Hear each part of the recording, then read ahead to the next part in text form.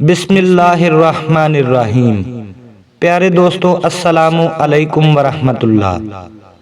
آج کی ویڈیو میں ہم آپ کو حضرت زید بن حارثہ رضی اللہ تعالی عنہ کا واقعہ سنائیں گے کہ آپ رضی اللہ تعالی عنہ نے ایک اسم اعظم پڑھا اور اس اسم اعظم کی برکت سے ڈاکو آپ کا کچھ نہ بگاڑ سکا۔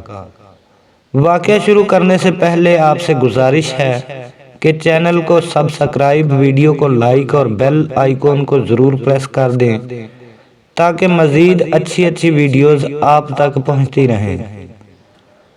حضرت زید بن حارثہ رضی اللہ تعالی عنہ ایک مرتبہ سفر کے لیے طائف سے خچر کرایہ پر لیا۔ خچر کا مالک ایک ظالم ڈاکو تھا۔ اس نے آپ رضی اللہ تعالی عنہ کو خچر پر بٹھا کر سفر شروع کر دیا۔ کافی سفر طے کرنے کے بعد ایک ویران جگہ آئی۔ وہاں اس ڈاکو نے آپ رضی اللہ تعالی عنہ سے مال و متاع چھینا اور آپ رضی اللہ تعالی عنہ کو خچر سے اتار کر قتل کرنے کے لیے ہاتھ میں خنجر پکڑا اور آپ رضی اللہ تعالی عنہ کی طرف لپکا۔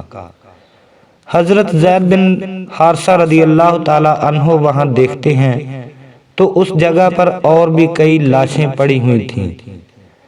آپ رضی اللہ تعالی عنہ نے اس سے فرمایا، تو نے مجھے قتل تو کر دینا ہے، مجھے صرف 2 رکعت نماز نفل ادا کر لینے دے۔ ڈاکو آپ رضی اللہ تعالی عنہ سے گویا ہوا، یہاں پہلے بھی کئی مقتولوں نے نمازیں پڑھی ہیں لیکن ان کی نمازوں نے انہیں کوئی فائدہ نہیں پہنچایا۔ تو بھی نماز پڑھ لے، دیکھتے ہیں کیا تیری نماز تجھے بچاتی ہے یا نہیں۔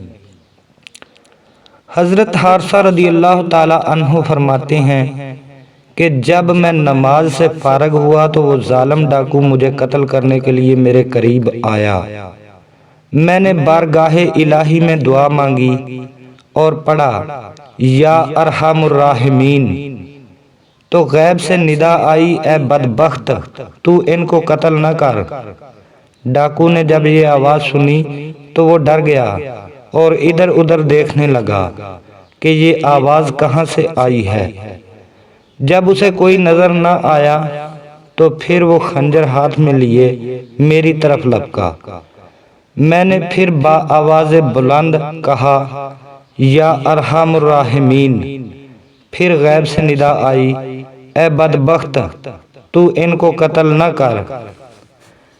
جب تیسری مرتبہ میں نے یا ارحم الراحمین پڑھا تو کیا دیکھتا ہوں کہ ایک گھڑ سوار ہے، اس کے ہاتھ میں نیزہ ہے۔ اس گھڑ سوار نے آتے ہی ڈاکو کے سینے پر نیزے کا زوردار وار کیا۔ نیزہ ڈاکو کے سینے کو چیرتا ہوا اس کے جسم کے آر پار ہو گیا۔ ڈاکو زمین پر گر کر مر گیا۔